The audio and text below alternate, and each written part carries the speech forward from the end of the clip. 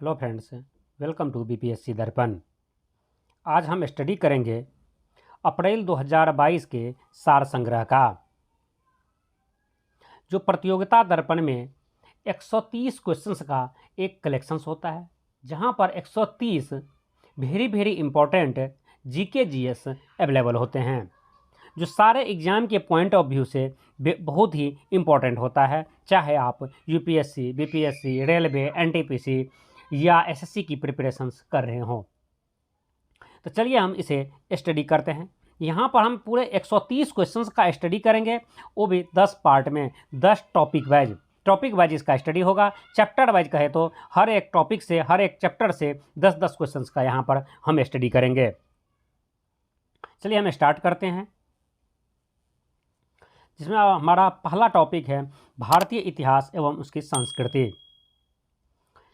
गायत्री मंत्र ऋग्वेद के कौन से मंडल से लिया गया है? यह ऋग्वेद के 3 मंडल से लिया गया है। वैदिक काल में शीर शब्द का प्रयोग किसके लिए किया जाता था? यह हल के लिए किया जाता था। ऋग्वैदिक काल में ऋण देकर ब्याज लेने वाले को क्या कहा जाता था? उसे बैंक नोट कहा जाता था। वैदिक काल में सदा नीरा किस नदी को कहा जाता था? इसे गंडक नदी को कहा जाता था। किताब ए नौरस नामक पुस्तक के लेखक थे, ये थे इब्राहिम आदिल शाह द्वितीय।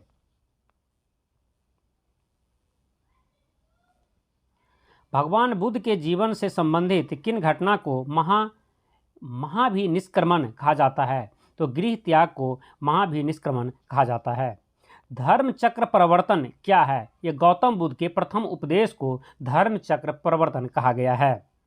मौर्य काल में एग्रोनोमी अधिकारी किस क्षेत्र से संबंधित थे? ये राजस्व प्रबंधन से संबंधित थे। प्राचीन भारत में अस्मक महाजनपद की राजधानी थी पोतन, और एलोरा के प्रसिद्ध कैलाश मंदिर का निर्माण करवाया था कृष्णदेव प्रथम ने। हमारा नेक्स्ट टॉपिक है इसमें भारतीय या राष्ट्रीय स्वतंत्रता आंदोलन। और आप अभी तक इस चैनल को सब्सक्राइब नहीं किए हैं तो अभी के अभी 1 सेकेंड के लिए वीडियो रोक कर पहले इस चैनल को सब्सक्राइब कर लीजिए और फिर आगे हम देखते हैं वीडियो। दक्षिण अफ्रीका में इंडियन ओपिनियन नामक अखबार की शुरुआत किसके द्वारा की गई? तो यह महात्मा गांधी के द्वारा की गई। महात्मा गांधी द्वारा हिंद स्वराज नामक पुस्तक किस वर्ष लिखी गई थी? यह 1909 में लिखी गई थी।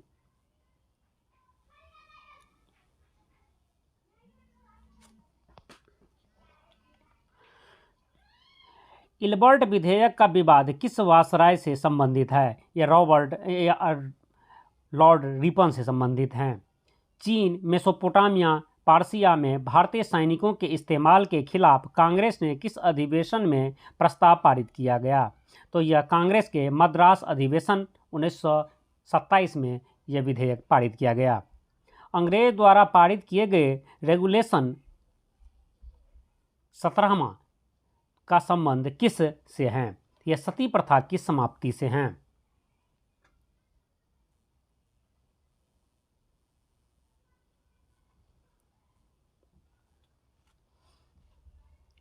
अल हिलाल समाचार पत्र किसके द्वारा राष्ट्रीयता के प्रचार के लिए शुरू किया गया था? यह अब्दुल कलाम आज़ाद के द्वारा शुरू किया गया था। कई बार यह एग्जाम में क्वेश्चंस पूछे गए हैं, अल हिलाल के राइटर कौन है? अल हिलाल किसके समाचार पत्र जो है किसके द्वारा चलाया गया था? तो यह चलाया गया था अब्दुल कलाम आज़ाद के द्वारा। दक्षिण अफ्रीका में रह रहे भारतीयों को रोजगार उपलब्ध करवाने के लिए गांधी जी ने किस कार्यशाला का निर्माण करवाया?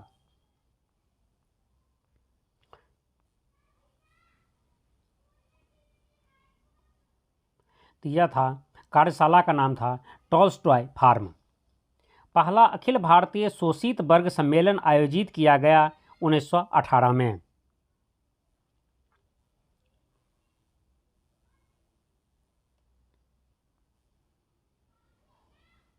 गांधी जी ने पहली बार सत्याग्रह का प्रयोग कब किया था? यह 1906 में किया था दक्षिण अफ्रीका में।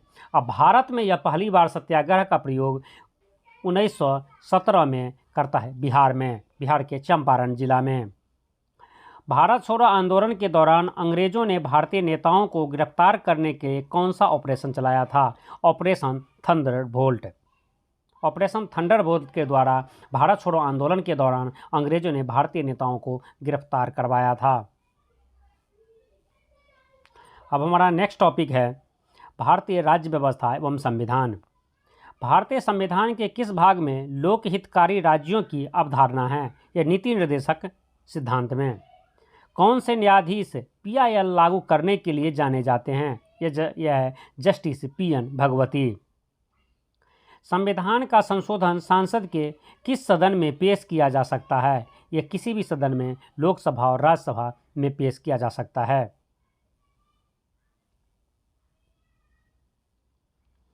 उपराष्ट्रपति को जिस चुनावी कॉलेज द्वारा निर्वाचित किया जाता है, इसके वोट शामिल होते हैं। इसमें कौन कौन वोट दे सकते हैं? उसमें केवल सांसद वोट देते हैं। भारतीय नागरिकता प्राप्त करने की शर्तें कौन सी हैं? तो भारतीय नागरिकता 3 तरह से प्राप्त किया जा सकता है। एक निवास के आधार पर, जो यहीं के निवासी हो। दूसरा वंश के आधार पर, इसी देश में रहने वाले किसी वंश से वो पैदा हुए हों। या तीसरी है पंजीकरण करवा करके, रजिस्ट्रेशन के थ्रू। यदि किसी दूसरे देश के नागरिक यहाँ रजिस्ट्रेशन करवाते हैं या भारत सरकार से नागरिकता मांगते हैं तो उसे दिया जाता है। भारतीय संविधान में धर्मनिरपेक्ष शब्द कितनी बार आया है? तो यह 2 बार आया है।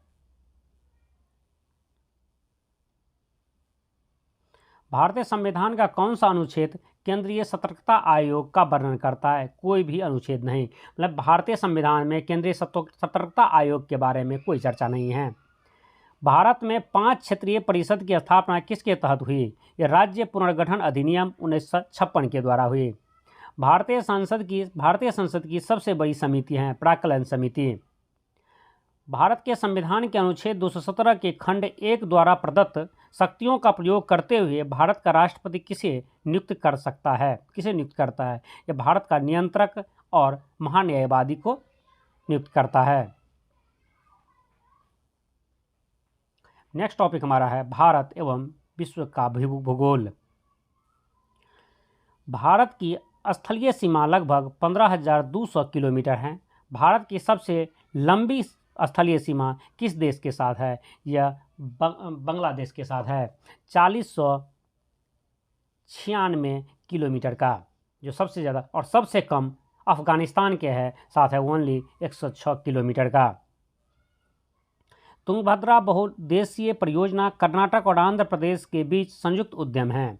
तुंगभद्रा किसकी सहायक नदी है? तो ये कृष्णा की सहायक नदी हैं।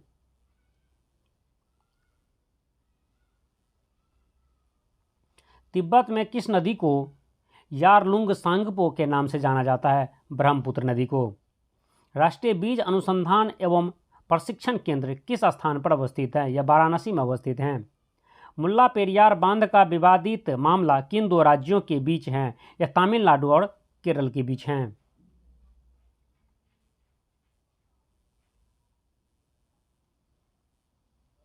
मिजोरम की फांगपुई को अन्य किस नाम से जाना जाता है? उसे ब्लू माउंटेन के नाम से जाना जाता है।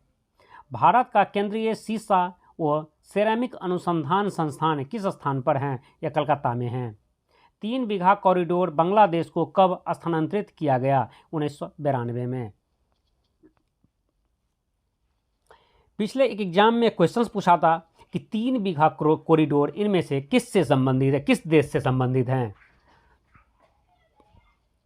तो आप समझ ही गए होंगे, यह बांग्लादेश से संबंधित हैं। मलेशिया में किंटा घाटी प्रसिद्ध है। यह टीन उत्पादन के लिए प्रसिद्ध हैं।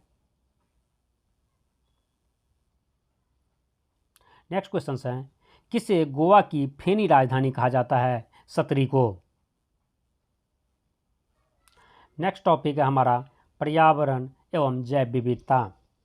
भारत में प्रोजेक्ट टाइगर प्रारंभ किया गया था 1973 में। कान्हा राष्ट्रीय उद्यान भारत के किस राज्य में है? यह भारत के मध्य प्रदेश राज्य में है।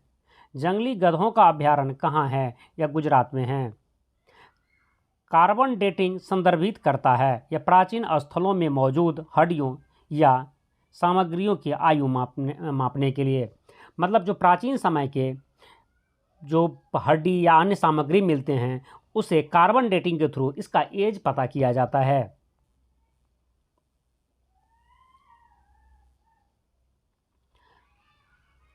बायोमैग्नीफिकेशन क्या है? यह समय के साथ उक्त में विषैले पदार्थों की बढ़ती सांद्रता। ग्रीन पीस इंटरनेशनल का मुख्यालय अवस्थित है, यह एम्स्टर्डम में स्थित है। एम्स्टर्डम में स्थित है ग्रीन पीस इंटरनेशनल का मुख्यालय। वन्य प्राणियों के विलुप्तीकरण का कारण है प्राकृतिक आवास का नष्ट होना, वन्य प्राणियों का अवैध वाणिज्यिक व्यापार और जनसंख्या की तीव्र वृद्धि। भारत में पश्चिमी घाट के दक्कन शुष्क है क्योंकि रेन शेडो प्रभावित है। यह एरिया जो है रेन शेडो से प्रभावित हैं।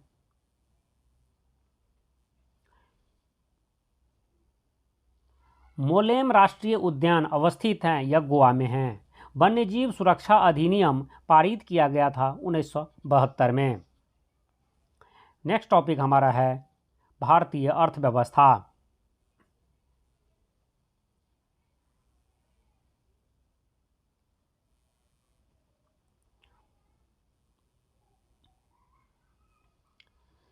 भारत में पहली बार विनिवेश आयोग डिसइन्वेस्टमेंट कमीशन की स्थापना कब की गई थी? अगस्त 1996 में। स्थिर कीमतों की तुलना में चालू कीमतों पर राष्ट्रीय आय क्यों अधिक होता है? क्योंकि कीमतों में वृद्धि उत्पादन में वृद्धि से अधिक है।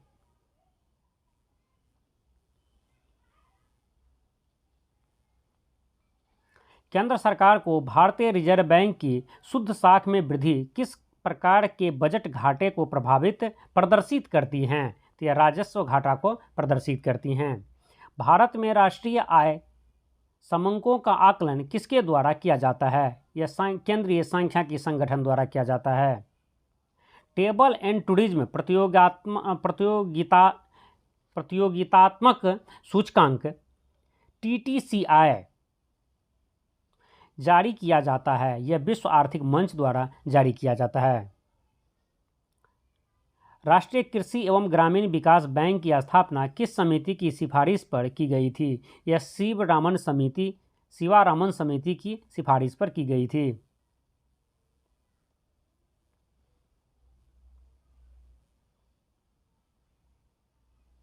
कौन से सूचकांक मानव विकास सूचकांक HDI ह्यूमन डेवलपमेंट इंडेक्स की गणना में सम्मिलित किए जाते हैं? इनमें 3 सम्मिलित किए जाते हैं, जिनमें है जीवन प्रत्याशा, शिक्षा और प्रति व्यक्ति आय। इन्हीं तीनों को HDI की गणना में शामिल किया जाता है। भारत की स्वतंत्रता के बाद देश की राष्ट्रीय आय के अनुमान लगाने के लिए भारत के राष्ट्रीय आय समिति की स्थापना कब की गई? ये 4 अगस्त 1949 को की गई।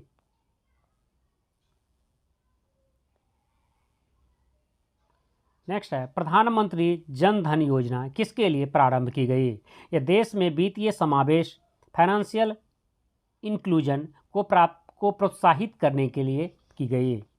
संकेतात्मक नियोजन किस सिद्धांत पर आधारित है? यह संचालन और निष्पादन में विकेंद्रीकरण के सिद्धांत पर आधारित है। यहाँ हम 60 क्वेश्चन कंप्लीट कर लिए हैं। अगले 60 क्वेश्चंस जो यहाँ से मिलेंगे, कहने का मतलब 60 से ज़्यादा क्वेश्चंस है, टोटल 130 क्वेश्चंस है, जिनमें से अब जो बचे क्वेश्चंस हैं 70 क्वेश्चंस, उनका स्टडी हम नेक्स्ट वीडियो में करेंगे, जहां पर फिर हम अलग अलग टॉपिक से 10-10 क्वेश्चंस का स्टडी करते रहेंगे। और आपको यह वीडियो पसंद आया हो तो उसे लाइक कीजिए, अपने फ्रेंड्स को शेयर कीजिए, और अभी तक आप इस चैनल को सब्सक्राइब नहीं किए हैं तो अभी के अभी उसे सब्सक्राइब कर लीजिए और बेल आइकन को ज़रूर प्रेस कर दीजिए, जिससे मेरे नेक्स्ट वीडियो का नोटिफिकेशन आप तक आसानी से पहुंच जाए।